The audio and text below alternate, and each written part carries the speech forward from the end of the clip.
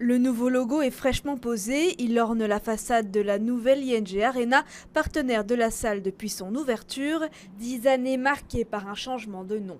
Du côté du partenaire, il y a évidemment la volonté de s'associer à des émotions positives et fédératrices que offre la musique et les salles de concert.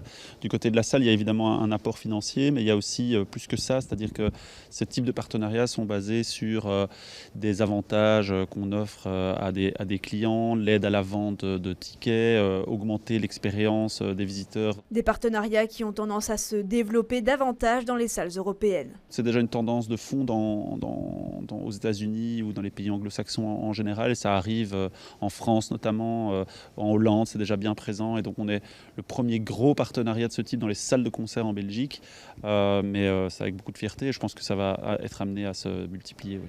Au détour des loges, dans les backstage, on découvre les signatures des artistes qui ont foulé la scène de la deuxième plus grande salle de Belgique, l'occasion de revenir sur les temps forts de 10 ans de divertissement. Le premier concert de Mylène Farmer, c'est les premiers concerts qui ont été mis en vente au Palais 12 alors que la salle n'était pas encore terminée en termes de travaux, donc ça a été un vrai challenge. Prodigy qui est venu en 2016 et qui était un concert d'une énergie assez incroyable.